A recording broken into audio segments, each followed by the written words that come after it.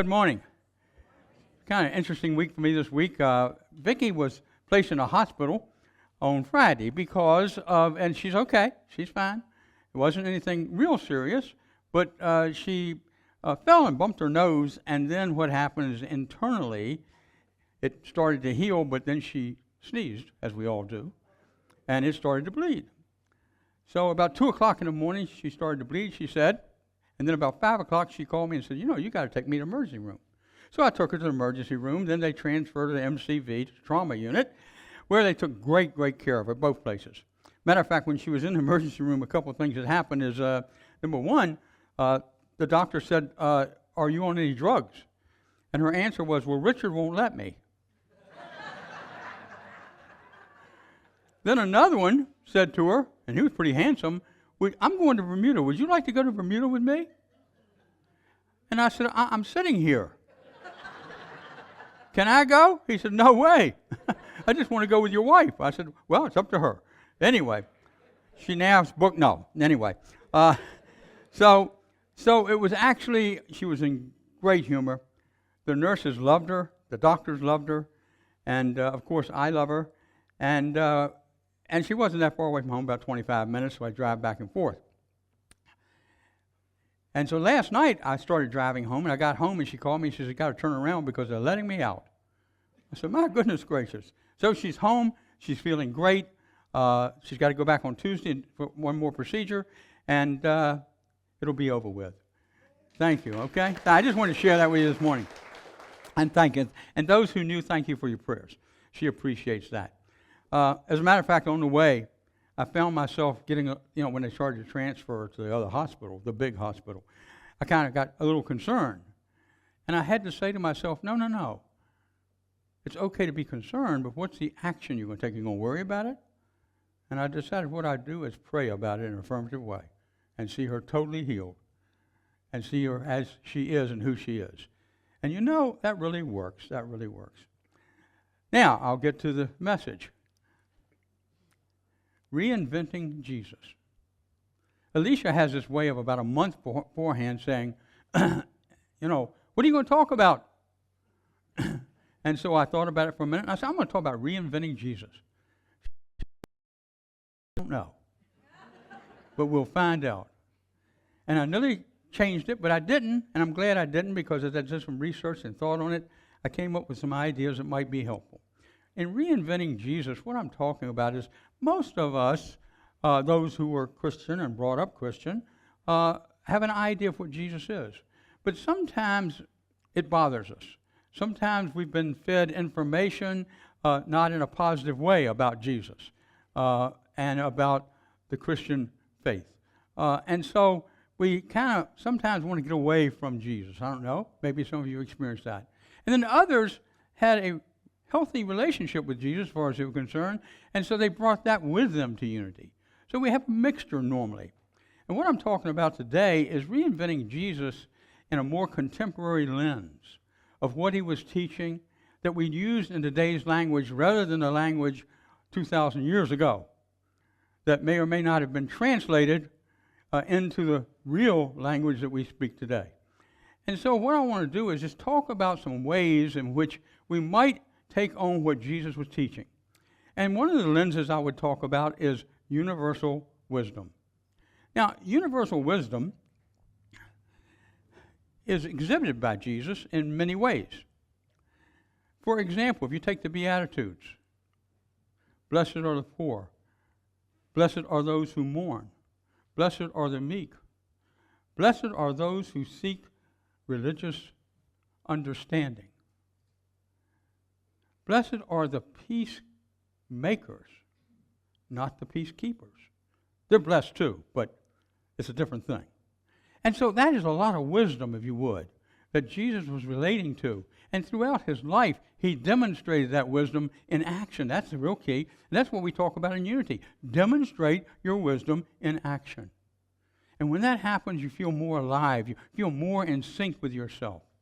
You're more understanding of others and helping them do the same thing. And so universal wisdom is something that is certainly needed in our world today. And then the next thing comes up is inner transformation. Jesus and inner transformation. I'm going to take a second. I want to look at this and see if you can see it. Not too good. Anyway, it'll get better, okay? I'm just trying to get the PowerPoint proper. Anyway, so what are we talking about inner transformation? I think you know. Now, we teach in Unity that Jesus is a way shower. He is, number one, not the only child of God. He is a child of God like you and I are a child of God. Jesus really talked about living with in the kingdom of heaven, which is within us. That was really the theme of his message. The kingdom of heaven is within you. It's like a pearl. It's like a mustard seed. And he would go on and on about the ways in which this kingdom can show up in our lives. But we also know that what we think inside, what is within, will come out. And so it's very important to understand that we are on a transformational journey. A journey that says yes to life, says yes to one another, says yes to compassion, says yes, yes, yes to all the events in our lives, even those we don't even like, because that's where the transformation takes place. That's why Jesus would talk to the people in such a way that he would explain to them this idea that transformation is within you. It is the opportunity to see the world from a better view. It's the opportunity to deal with life situations in a positive way. That doesn't mean we don't hurt. That doesn't mean that life is always kind to us, but it means we can take what happens and learn and grow from it. And I think that Jesus taught that. The next thing is unity consciousness. And here, I'm not just talking about unity, the organization, the conscious. What I'm really talking about is, and Jesus wasn't talking about unity, by the way. He didn't know who unity was. But anyway, so what we're looking at here is this idea of oneness, that we are one. We know today, because of the advances in science, that we are all have the string theory, that we all are connected energy-wise with a string of energy. Everything. And when I remember that, it gives me comfort.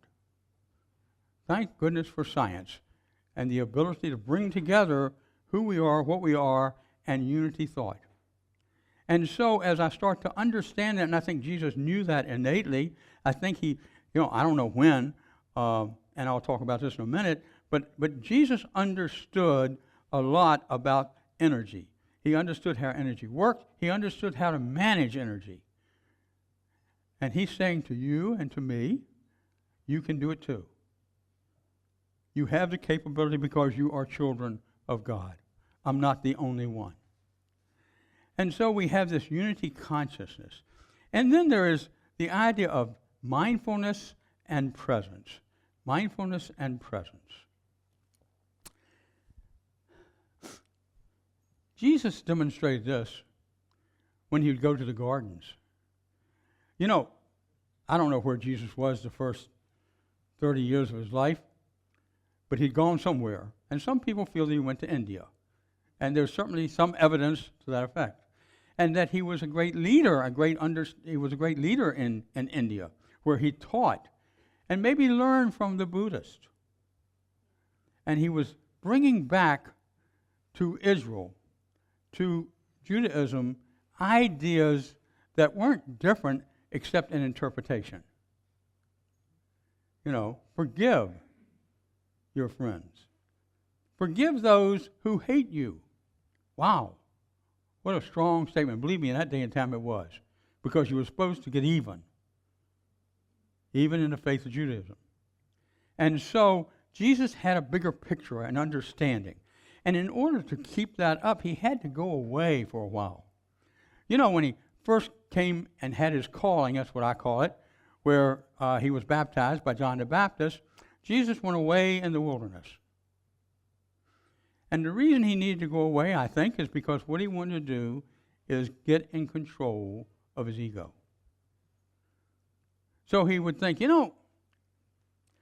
if I just jumped off this ledge and floated down, people would believe in me. They would see the miracle. And then he said to himself, ego, get behind me. Get behind me. I need you back there to push me forward as Spirit leads me, but I don't need you to lead me.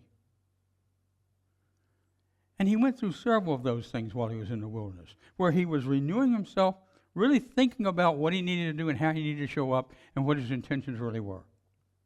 And as he did that, again, after the Sermon on the Mount, where the Beatitudes were shared, he went away, he went out into the sea, into nature, to renew himself. He went into the Garden of Gethsemane to renew himself. He was in a garden when transfiguration took place, to renew himself. He understood the concept of self-care. And it's an important lesson for all of us to be aware of and to step into. This idea of self-care. And to be mindful that we need that. Now, sometimes we can go 10 or 12 days really pushing ourselves, but I don't know about you, but after about 10 days, I'm ready to really take a day off. And that means laying around for me. And I don't even play golf on those days. So the idea behind it is to be mindful of oneself, to be mindful of what you need to do, be mindful of meditation time on a regular basis, be mindful of being in the presence and the love of the universe itself. Because that's who you are, what you are, and literally in this moment what you are experiencing.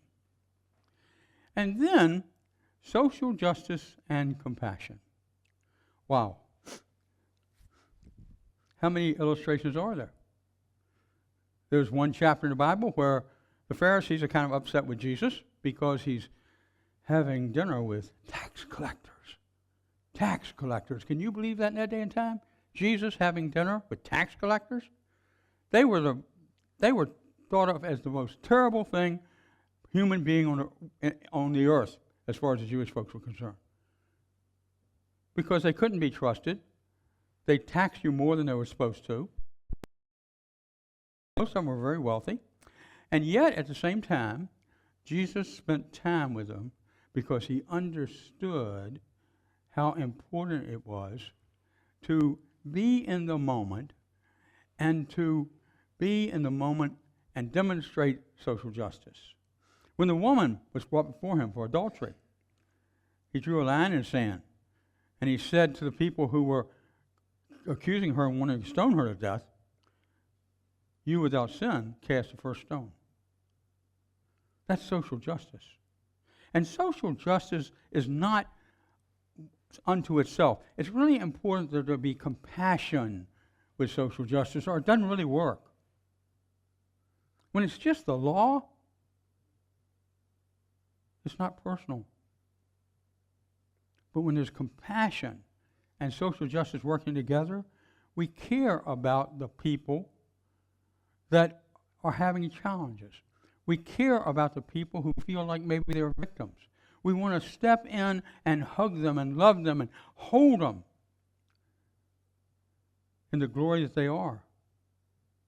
And I think that's what Jesus did over again.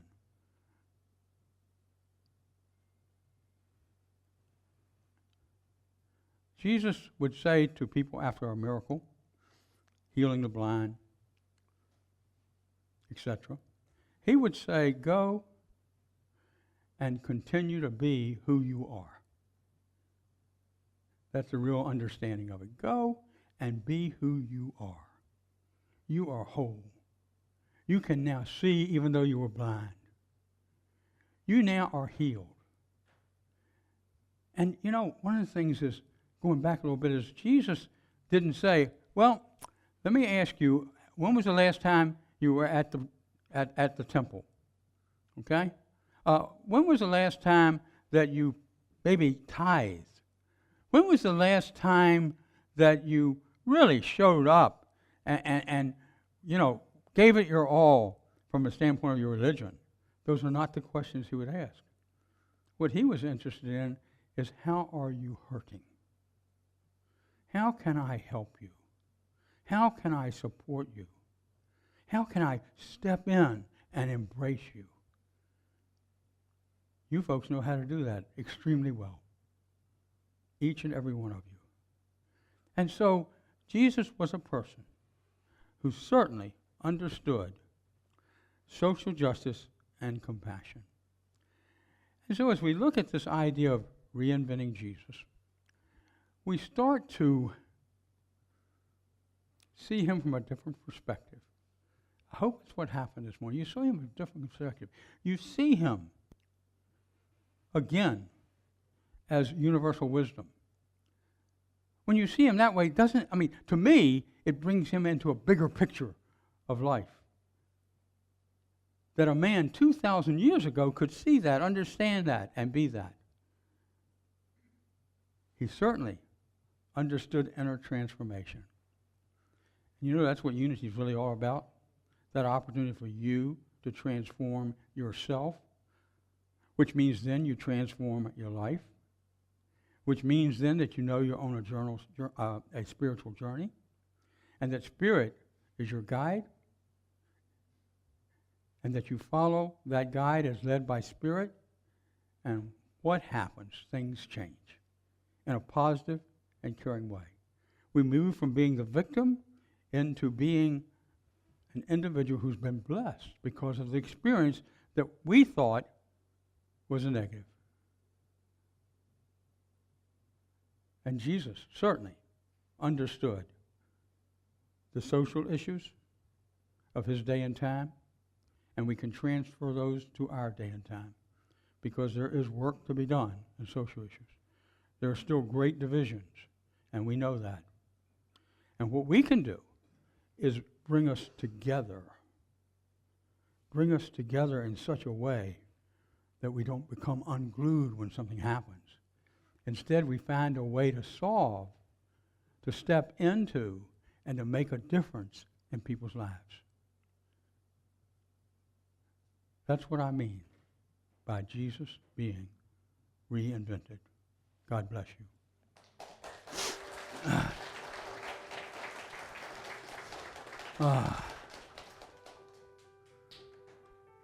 So now let's take a moment and just breathe. And through that exercising of breathing, open your heart, the heart space, and allow yourself to be totally in this moment.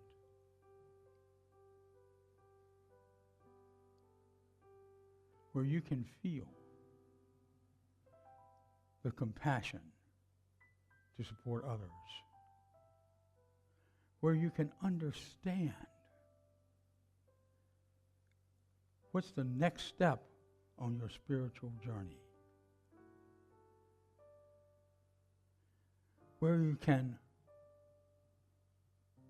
look at social justice through a lens of compassion.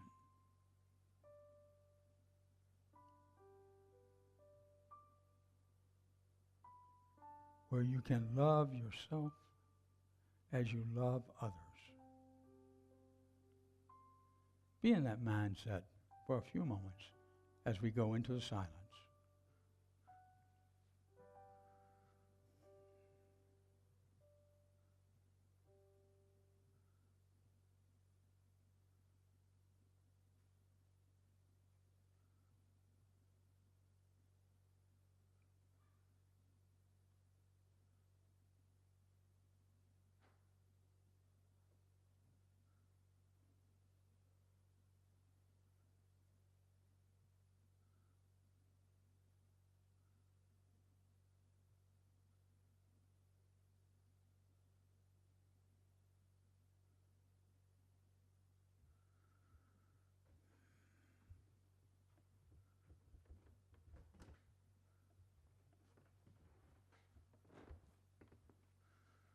And as we prepare to come back out of that silence into this moment,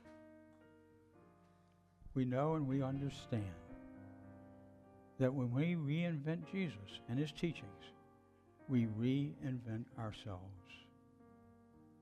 Namaste.